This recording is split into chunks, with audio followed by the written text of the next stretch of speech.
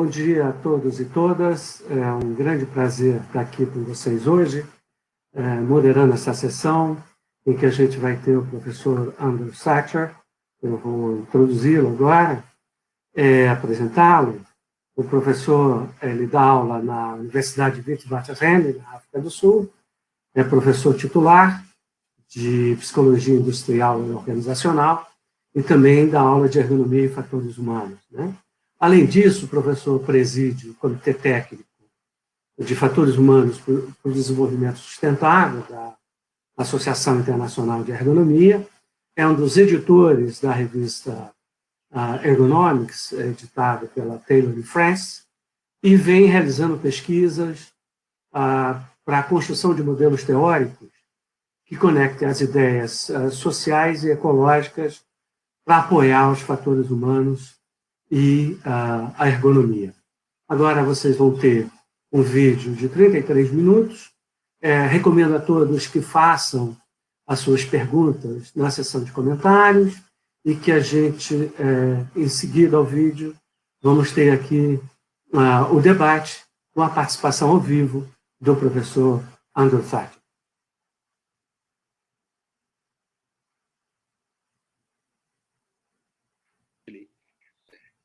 I'm going to be talking about ergonomics and human factors and how this relates to issues of sustainable development and how human factors can create and facilitate a better world. I'm really excited to be presenting here at the Ergo conference, but of course I'm really sad that I'm not able to be there in person to meet many of you. About what it is we're going to be covering over the next 30 minutes or so. First of all, I'm going to start talking about where we are and the state of our planet, just to give some background about the importance of the work that we need to be doing here.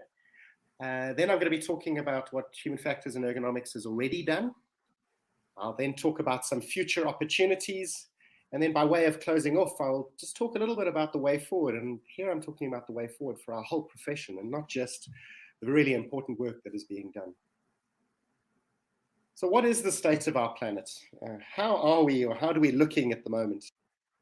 There it is, that's Earth. As far as we know, there is only one.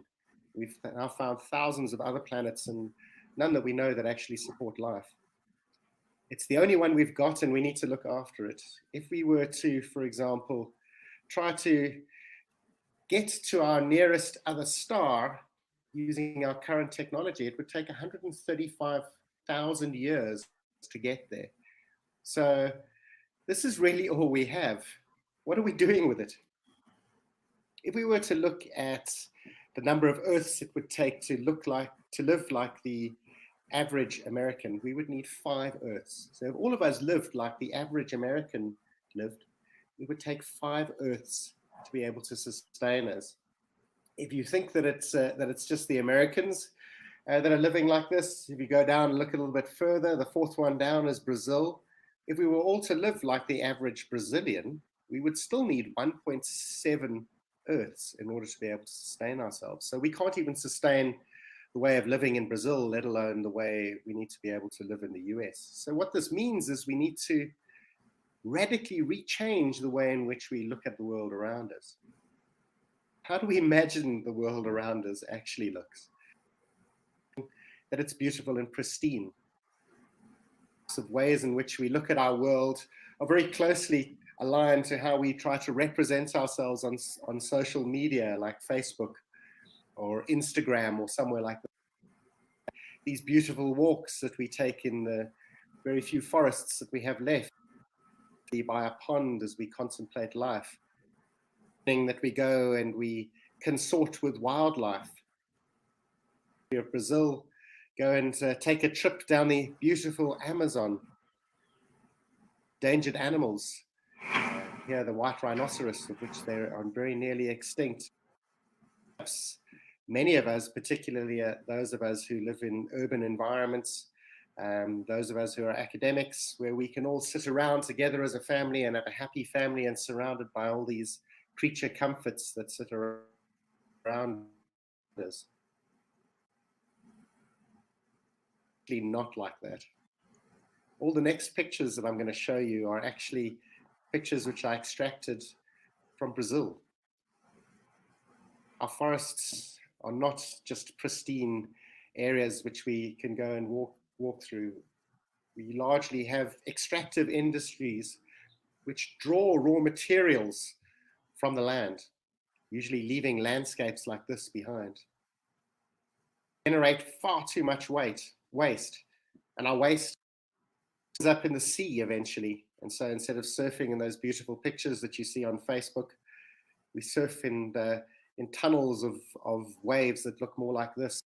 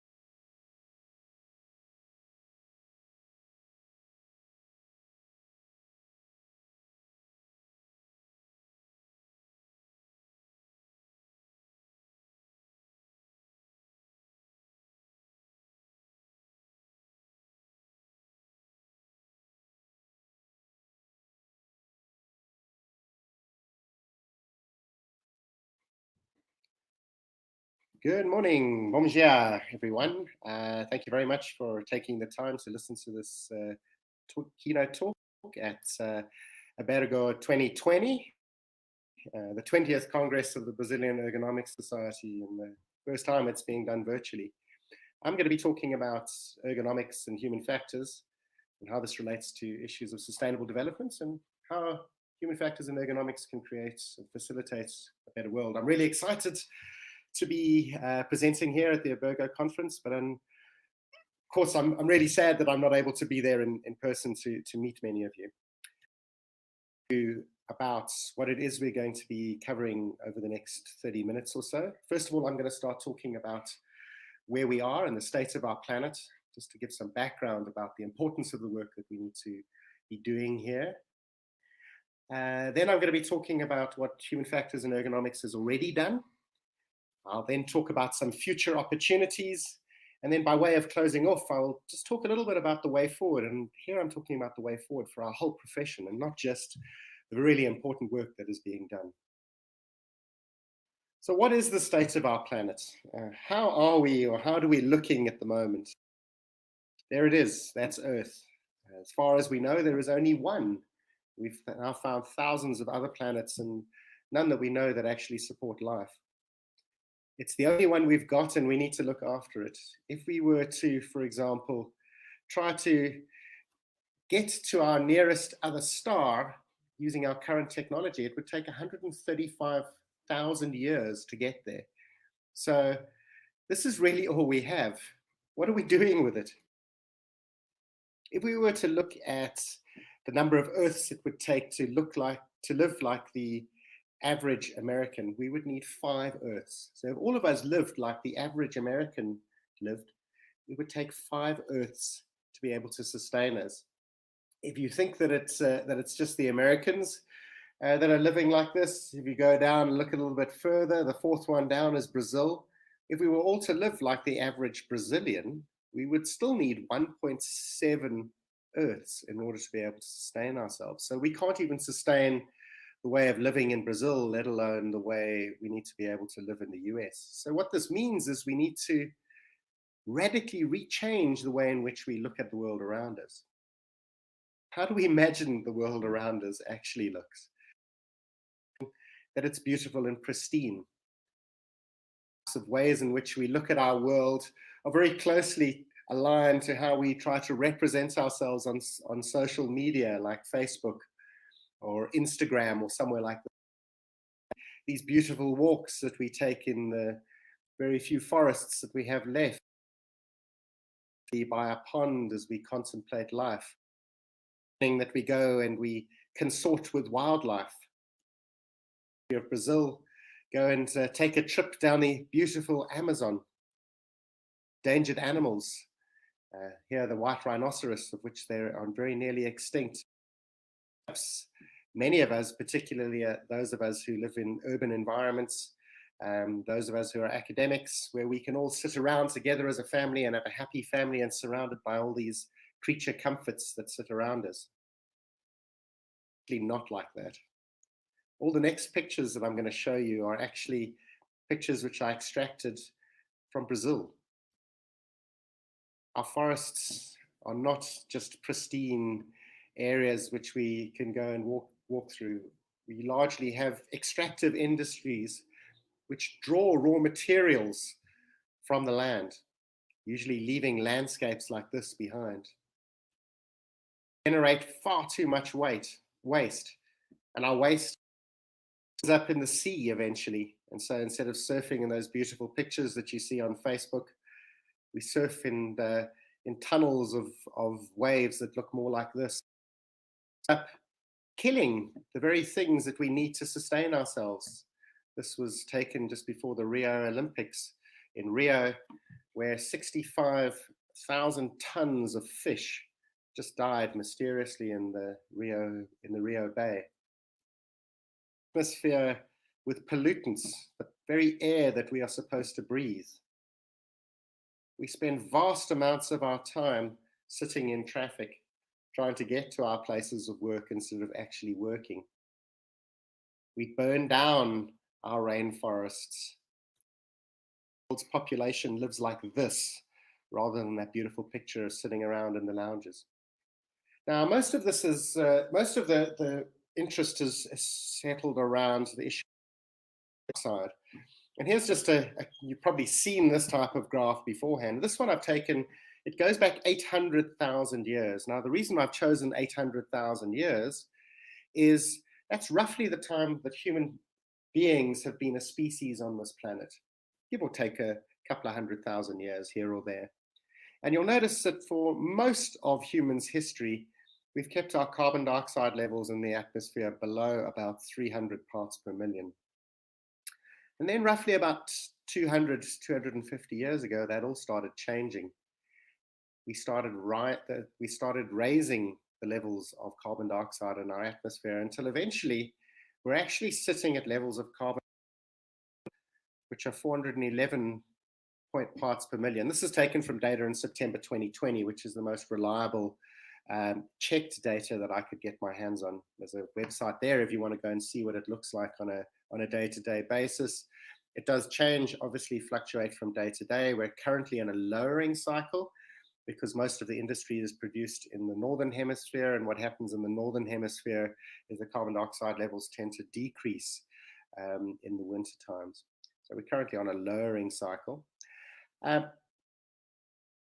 Essentially, what's also happened over this period of time, and here we only have reliable temperature data, that's actually atmospheric temperature data that goes back about 150, just over 150 years. And you'll see that round about 1960 onwards, our temperature has been rising until eventually where we're sitting at the moment, this is last year's data, we're sitting at round about 1 degree Celsius, just below 1 degree Celsius, higher than the average global temperature was from 1951 to 1980. Is that we know if we track the carbon dioxide concentrations and the temperature levels, carbon dioxide levels are measured from ice cores, and temperature levels are proxied from looking at tree rings. We know that the temperature has very closely followed the carbon dioxide level over the last 350,000 years. We're now sitting well above, our carbon dioxide levels are sitting well above where our temperature is actually sitting. And so what we can expect to see over the next 20 to 30 to 50 years is a rapid rise in the temperature. When it starts getting above 2 degrees Celsius, strange things start happening and the system starts losing equilibrium and it starts becoming chaotic. But it's not, it's also water. This is the idea about what will end up happening, the amount of water we use per the amount of water that we have available. And you'll see by 2040, many countries in the world, particularly those countries in the north, will start experiencing significant water stress. There will be less water available to be able to meet the needs of the population because of the amount of consumption that we do. And this is called the cocktail glass effect. The world's richest people, the world's basically 20% of the world actually consumes the most amount of resources. So this isn't necessarily a problem of the poor people. This is a problem of the rich people. It's a problem of people like you and me, not a problem of the people that are living in the favelas around various parts of Brazil. This is a solution that we need to look at, and we need to look at our own consumption. This is how, for example, what's happened in the red line, it shows the per capita GDP. In other words, across the world, what's been happening since 1960 is the per capita GDP has actually been rising. And what happens over here in blue is the happiness index, going and asking people how happy they are. And you'll see that happiness is not related to how much money we have. What is essentially ending up happening is that we're staying roughly the same happiness that we did 60 years ago, but we've just had more money. So money isn't actually helping us become and live more happy lives. And so we need to try to break this type of cycle. What this leads to is a complex set of problems. I've broken it down into what we call asymmetries. about where asymmetries, social asymmetries that exist between people. And there really are three sets of asymmetries. Resource asymmetries, in other words, who has access to what? And there's huge amounts of asymmetries between who has access to things like water and food and land and sanitation, etc. We have massive asymmetries when it comes to the accumulation of waste. Largely what ends up happening is rich countries are producing CO2, and these end up being equally distributed around the world, so that those people who are producing hardly any CO2 get the same amount of CO2 in their atmosphere as those people who are producing all of the CO2. And then we also have large amounts of legislative asymmetries, and this is particularly important for ergonomics when it comes to issues about worker protections, labor broking, and the transfer of technology, and how that has implications for how different people live around the world. This has really two sets of consequences: direct human consequences, things like poverty, availability of work, child labor, slave labor, food security, etc., and also environmental consequences. Now, environmental consequences are also important for humans because this basically, our environment is our life-supporting mechanism. They are our life-supporting systems. Without a good environment, we have no food, we have no fresh air, and we have no fresh water. So we need to make sure that we protect them together. Is massive amounts of human problems. Global warming, atmospheric pollutants, ocean acidification, nitrogen eutrophication, that's oceans basically being unable to survive, oil spills, heavy metals being accumulated in places where they are dangerous to human beings, and large amounts of inequality and wealth and justice. Humans have caused these problems. Therefore, humans need to be part of the solutions. And this is where I start getting into what human factors and ergonomics is. Here's the definition of ergonomics, and this is taken from the official International Ergonomics Association's definition. Ergonomics is the scientific discipline that applies the design to optimize human well-being and overall system performance. And what we'll be doing is applying that to understanding the particular problems which I've outlined already. Now, here's the type generating at the moment, and I've used a particular Brazilian example here. What we do is we take these beautiful rainforests, we cut down the trees because rainforests don't generate income for many people. So we cut down the trees, we put cows into the lands that we can grow some grass on once we've cut the trees down. We turn those cows into burger patties. We export those burger patties overseas, largely to American populations, but also to other parts of the world, and sometimes also into Brazil, where basically we eat that to overfed people. What happens, though, to that land once the cows have eaten the grass is that the tropical rains come down and they wash away that topsoil, and you can't grow grass on it after a couple of seasons. And it doesn't turn back into rainforest. Essentially, what you've done is degraded the land. Now, this is obviously not a sustainable system.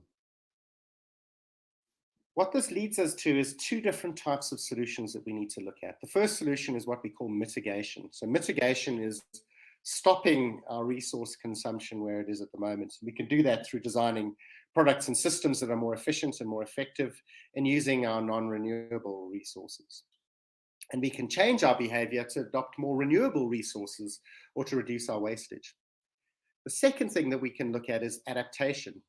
Many of the things which I've talked about, including things like carbon dioxide in the atmosphere, are now getting to stages where it's very close to being difficult to reverse. And so what we need to be able to do is design our systems for the future to be resilient, so that we can be able to adapt to the changes which we make in our environment. And this includes designing for behavior shaping constraints, designing feedback mechanisms that allow us to understand these complex feedback loops, and to design decision support systems that will enable us to cope with a more chaotic environment which we're likely to experience in the future.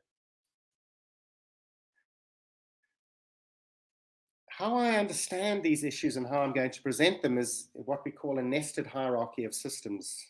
Different approaches in the system at various different levels of complexity at which we can understand human factors and ergonomics interventions.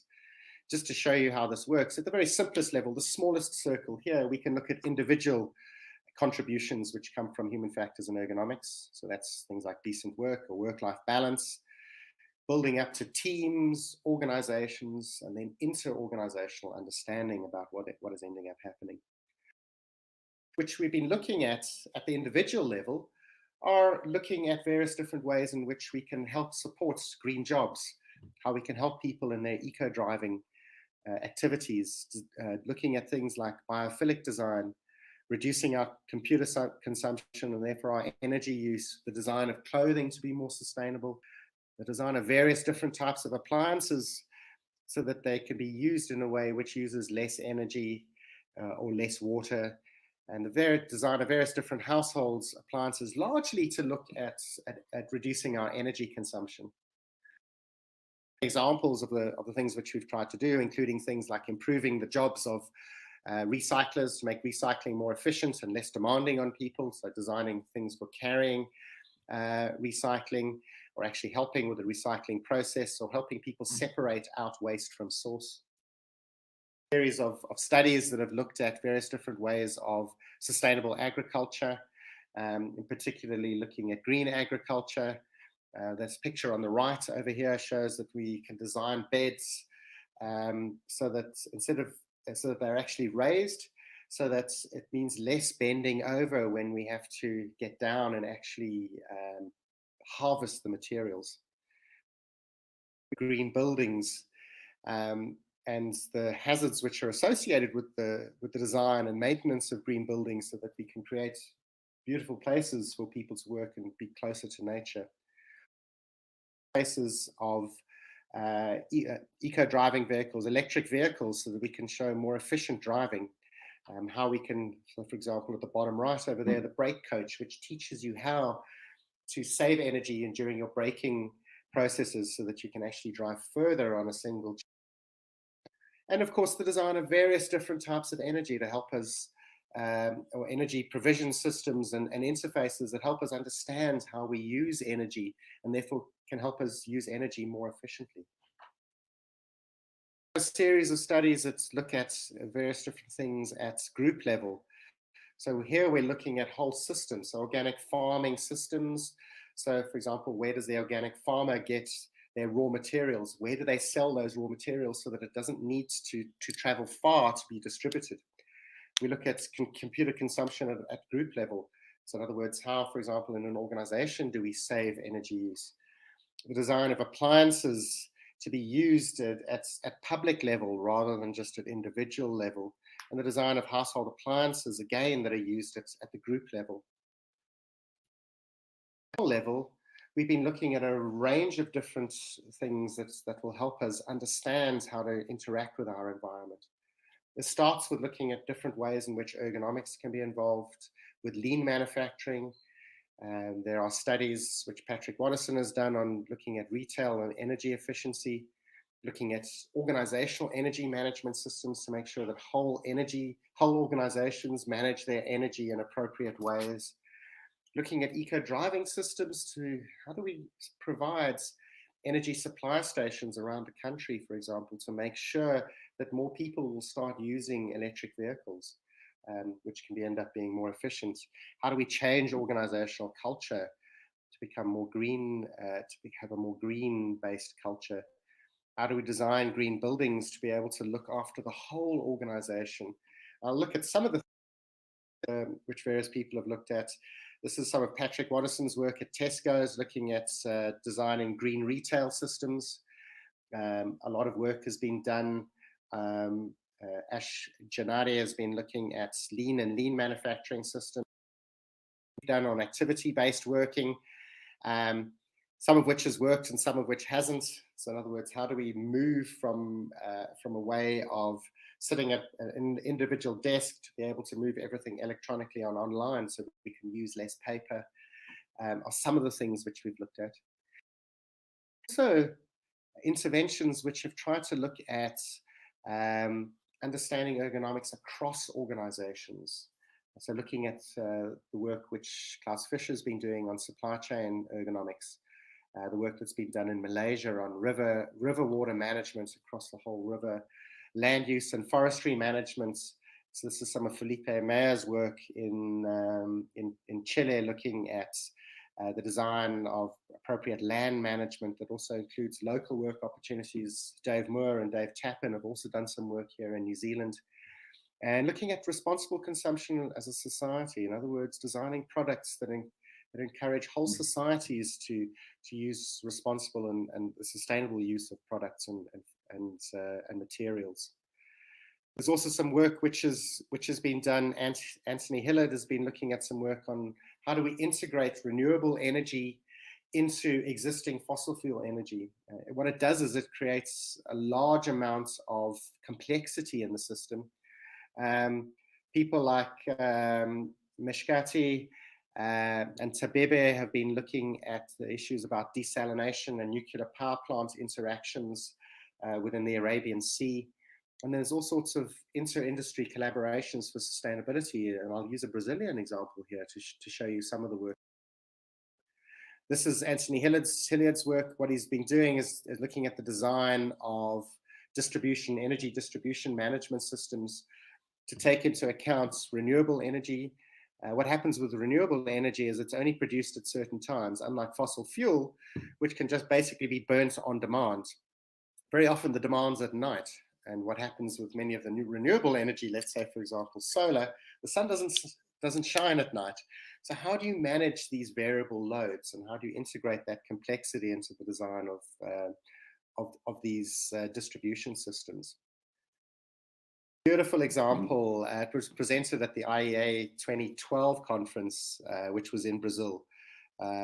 Work by Celestino and colleagues looking at Ponta Negra Beach in Natal. A beautiful tourist beach, as you can see on the top right-hand side, where there's also a number of traditional fishermen, and where the fight between these two different groups happen is that when the fishermen come in from fishing during the day, they have to have somewhere where they gut their fish. And what ends up happening is there is now a fight between the hotel owners and the traditional fishermen about what actually ends up happening on the beach, and they've made it actually illegal to gut fish on the beach, but they've got nowhere else to gut and sell their fish. And what ended up happening in the sustainable way of looking at things was understanding how the hotels and the traditional fishermen could operate together. And one way in which they do this is actually creating a tourism industry where people can actually go and fish with the traditional fishermen.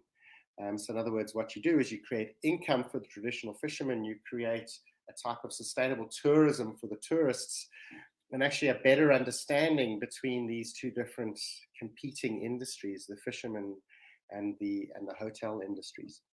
So a really lovely example about how ergonomics can step in and help us understand how these two industries can work together in a sustainable way. It means the fisherman actually needs to take less fish to survive, and the beaches can also end up being cleaner for the tourists, and so the hotel owners also do well. What opportunities do we have going forward? Now I use the same framework again to what we can do going forward. There are many opportunities here in the green economy, and we're starting to see more work come through in this way, looking at, for example, how do we install and maintain various different types of renewable energy systems, so tidal power, solar power, wind turbines. How do we design many other different types of low resource systems, so low water systems? And something which has become even more important during our COVID times over the last 7 or 8 months is how do we design virtual systems so that we don't have to get into traffic all the time? And this has become suddenly more acute as COVID has driven many of us to have to work from home. And so we need to be looking at how do we design virtual systems for virtual meetings, better service delivery, how do we provide critical services at a distance, about the types of things we can do. Solar needs to be installed at height, and that means working at height. And because of dust, they become less efficient over time. And so we need to make sure we maintain and clean them. And of course, this means working in high heat conditions and working at height. We need to be able to look at wind turbines, the installation, and again, the maintenance of these wind turbines. You can see they're working at height under usually windy conditions. And we need to make sure that we support the workers to be able to do this in a safe and efficient way. There is a paper which is currently under review in Ergonomics looking at this exact issue of the wind turbines. COVID, of course, has taught us that we need to be able to do more work at a distance. The bottom right-hand picture is showing how we can design medical services to, for example, produce medical inputs at a distance in rural areas where it is very much needed.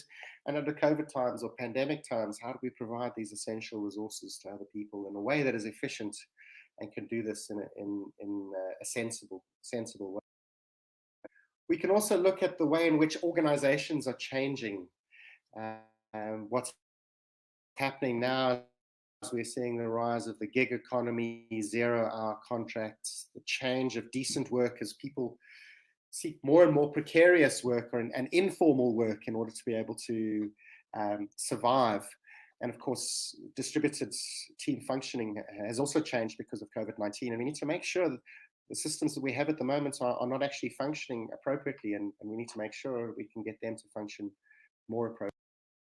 Some of the work which we've done in South Africa, the top left-hand and the bottom right-hand here, the people on the top left, they're called zama-zamas.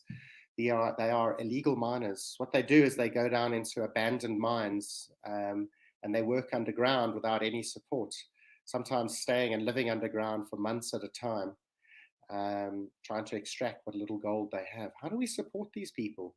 There's still gold there, otherwise they wouldn't be there. And of course, a lot of work, this is happening, the bottom right-hand picture is about informal traders. You get a lot of these informal traders that happen in Brazil too. How do we support these types of roles? These are not people in traditional organizations. Work can still be done on things like public transport systems. How do we create cities that are bicycle friendly, that support pedestrians? As we move into more chaotic environmental conditions, how do we manage disaster and create great disaster management systems? I know there's some great work that's being done, for example, by people in Brazil, looking at disaster and disaster management systems, rapid response emergency systems to, for example, cope with floods or rising sea levels, decision support systems that will help cities and countries manage the changes which are coming ahead and be able to predict what's coming ahead. Making better use of our urban and rural landscape and better integration of urban environments with other types of essential support systems. In particular, the one that's become really important is healthcare systems. Examples which are being done in Australia on creating better cycling lanes. You can see in the bottom right-hand corner, what ends up happening is if you design a cycle lane without actually thinking about what's infrastructure's there, you design these wiggly roads, which have to make sure that you don't have a pole straight in the middle of your cycle lane. But how do we design cities so that so we move the cars off the street and enable people to be able to either walk or be able to cycle to places of work? How do we design cities so that their cities are cyclable, rather than having to get in our car and drive long distances to get places? This leads us, and the last points I want to raise, what this leads us to is the way forward. And there's a number. First of all, we know that it's difficult to predict the future. The timing and the details in particular are very difficult. We need to make sure that we increase living standards, but we have to do this in a way which doesn't put even more strain on our limited resources. We're also going to have challenges of automation and robotics. The issue would be, what is it that humans will be left to do? We've got a great degree of cyber terrorism that's happening, particularly as our world becomes more networked. As the last 8 months have shown us, we don't really have efficient healthcare systems that can deal with things around the world. And COVID-19 has shown us that. And we're going to have higher degrees of complexity and interrelatedness because of all the different types of technology and the global supply chains that we have created. Human factors and ergonomics. Well, it means that we're going to have to move away from being specialized as ergonomists ergonomists or human factors specialists, and we're going to need to work more in multidisciplinary, interdisciplinary, and transdisciplinary teams. These are not problems that can be solved by ergonomists on their own, but they're going to be solved by ergonomists working with various different types of people, with political scientists, with engineers, with water scientists, with geographers, with chemists, and with physicists. We also need to move from our current idea of thinking about human factors as systems to thinking about human factors and ergonomics as complex systems, and be able to embrace some of this complexity and actually understand that there are some things that we are not going to be able to control. Essentially, what this means is we're going to need to move from a value-free science, and I put that in inverted commas, to a value-laden science where we input our value and value for human life and value for the environment first, rather than just leaving it and assuming that it'll happen anyway. Karen Lange, Gabriel Garcia Costa, and myself have written a paper exactly on this. And we need to probably move from now more into adaptation. It's getting too late for some of the mitigation issues. Some of these mitigation issues should have happened 3-4 years ago. So it's getting too late for some of these mitigation issues, and we now need to look at adaptation. And we need to move from looking at trying to solve general problems which are okay for everyone to looking at localized solutions. Localized solutions create jobs for people in a central locality, rather than just assume that we can take something that's been produced in Europe and assume that it'll work in Brazil. Now, slides that I'll look at, we've recently produced 2 books. If you want to go and read up more about this, this is not just my work. One was edited with Paul Yao from Malaysia, and the other one was edited with Klaus Fischer and Klaus Zink from Germany. That's produced earlier this year. With my colleagues Patrick, Andrew Todds, and the late Neville Murray, we've also talked about how these issues, how ergonomics can tackle these global issues. I've talked about with Karen Lange Morales and Gabriel Garcia Costa about creating a sustainable world in ergonomics and the central role of values. This is not my work at all. It's work that has been produced by a number of people. And on my last slide, a big thanks, obrigado, to all my colleagues around the world who have contributed to starting thinking about these different ideas. Well, thank you very much. I hope you found that interesting. I look forward to your questions during question time.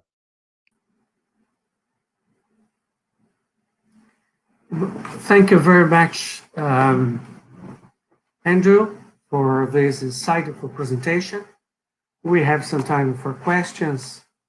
First of all, I'd like to apologize for some technical problems. This is something the ergonomist studies always, and this situation now wouldn't be different, especially in this situation we're facing in the pandemic time. I'd like to speak in Portuguese to apologize agora. Pessoal, desculpa-nos por os problemas técnicos, toda a equipe de organização está na retaguarda. Eu verifiquei que links novos foram enviados e também essas gravações vão ficar liberadas para vocês assistirem no site do Congresso. I'd like to mention one question that came here to me. It seems the key point, Andrew, it's we have 150 years of ergonomics and human factors, but it seems we are behind in our approach, trying to solve problems from industrial engineering. Industrial engineer or engineering, in a broad sense, is producing all these issues you mentioned: climate change, mostly poverty, inequalities, etc. And it seems human factor ergonomics is focused, a very narrow focus, just in the workplace. So you mentioned some very broad questions, very challenging. But how we can move from the workplace, at least to the territory, to the organization in the territory? Because this is the incursion that human factor ergonomics could do, but did not. So if you could comment on that and give, I know you have been working in South Africa on that, and give some examples. And I have a second question I will do after. Absolutely. I mean, I think that's, Orlando, thank you very much for whoever asked that question. It's a fundamentally important question. I think the speed at which we've changed to move from trying to sort out organizational problems within traditional workplaces is that for a long time, that's where the money has been. Money, as an ergonomist, as a human factors specialist working out there, you earn money according to the projects which you can get, and most of the projects have been around workplace issues. In fact, most of them have been around, in many parts of the world, have been around solving physical ergonomics problems. And it's only recently, when I say recently, I'm actually probably talking the last 20 years, where this has changed, and that's largely happened from the work of Jens Rasmussen from Denmark, who introduced into human factors and ergonomics, introduced the idea about systems and looking at increasingly complex systems. So I think it's when our understanding is when we can look at increasingly complex systems, so we start inviting ourselves to look, as ergonomists, we start inviting ourselves to look at different and more complex problems. It starts with looking at how our organization might interact with the environment around it, or for that matter, how the environment around us might impact on organizational functioning. And it soon starts moving into ideas about understanding community and how ergonomics can help with social upliftment. And there are an increasingly large number of projects which are looking at this way. A simple one is to talk about what happened earlier this month in America. They had a massive election, as we all know. And for many of us, we were really happy with the outcome, but for at least 71 million Americans, they were unhappy with the outcome. But that essentially fits around voting systems. And there are people working in ergonomics in America trying to help develop appropriate, safe voting systems. If you remember what happened 20 years ago in the 2000 election between Bush and Al Gore, there was a problem in Florida with the way in which the voting forms were designed. And so what we can do is we can look at designing voting forms that actually enable democracy to take place. And those ideas have been applied not just in America, but in all other different parts around the world.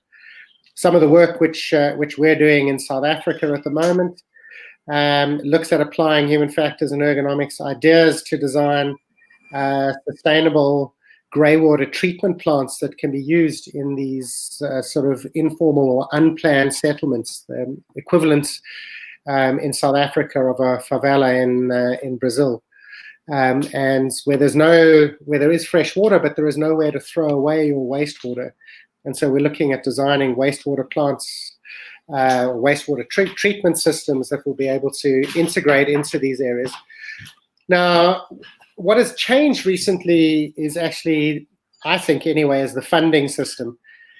So now there is a lot more money, in fact, research money, investigation money, and development money that is going into these types of social justice projects.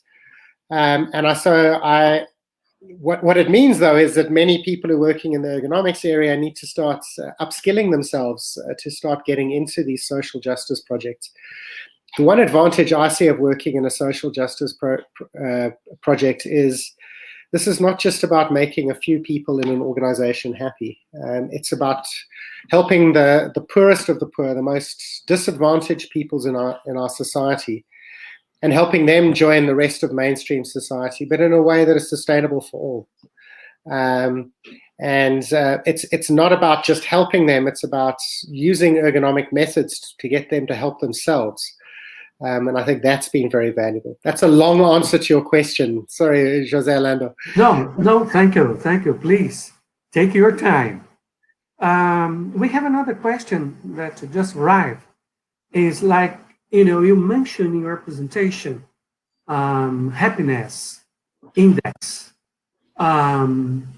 Some questions come here asking you how to measure that, and also if it's comparable or have any relation to what Bhutan is doing.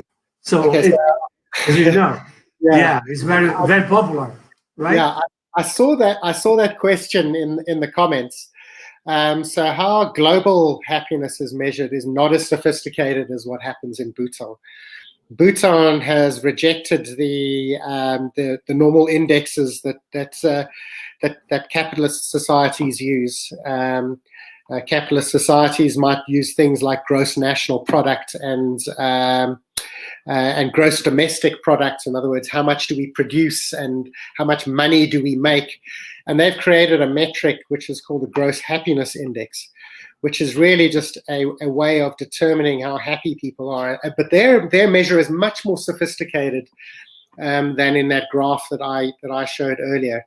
That graph I showed earlier is a national survey which is run through WHO, World Health Organization. It's run in 167 countries, and it's run every single year using a sampling strategy. I've never been sampled, so I actually don't know what the questions ask, but they use a fairly simple set of about 67 questions, which asks questions about how happy are you with the voting system, how happy are you with safety, with crime statistics, with your standard of living. And generally, in those surveys, the Scandinavian countries come out really high, which I have to say is also very surprising because they also have the highest suicide rates, which kind of implies that the happier you are, the more likely you are to commit suicide, which doesn't really make sense. But generally, the countries who are poorer, so countries usually in the global south, usually do fairly poorly on those measures. That graph which I showed you is the world average. So on average in the world, that would be on those 67 questions. That's what the happiness index is based on. In a lot of ways, that is, and this is the thing I'm only admitting now, that is a false graph. Because what has ended up happening, and it's a false graph not because of the happiness score, but because of the financial score. The financial score has gone up because a small number of people in the world earn huge, obscene amounts of money. The 15 richest people in the world, for example, have as much money as the 50% poorest people in the world. So 15 people, enough people that could fit in a minivan. If you take the richest 15 people in the world, you put them into a minivan, they earn as much money, and they own as much money as the 50% of the poorest people in the world. They own as much as 3.5 billion people. So that figure over there is actually slightly deceiving. The happiness hasn't changed because essentially, for most of us, our money, our financial situation hasn't changed or hasn't changed at the same rate. And for many people in the world, probably half of the people in the world have actually got poorer over the last 50 years. Thank you. We have a couple minutes to conclude, but I would like to make another question.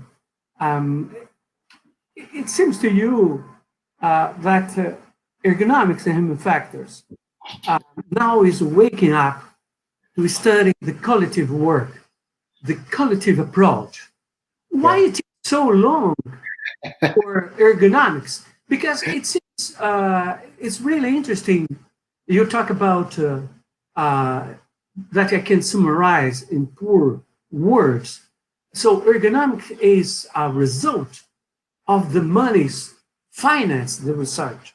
But we have brilliant people, and these brilliant people did not take it in consideration, for example, the collective work in which you take, for example, collective cognition. Now this pandemic shows that the stupidity is not only in developing countries, like in America or even Sweden.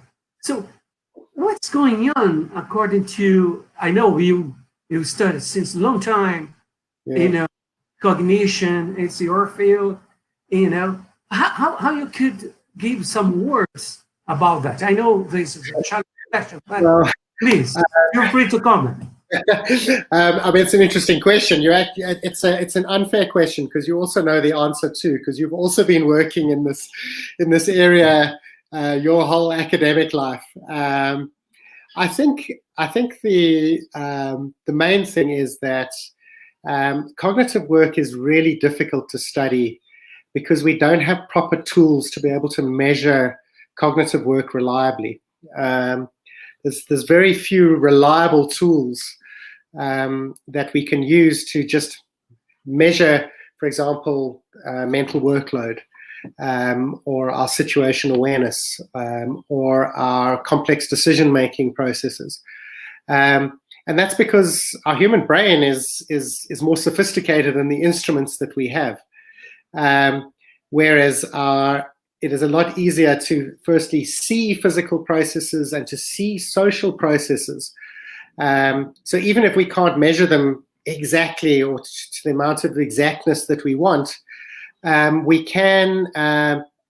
What we can do is we can at least see things that are going on. However, what we're learning is two things. First of all, cognition and physical attributes are linked together.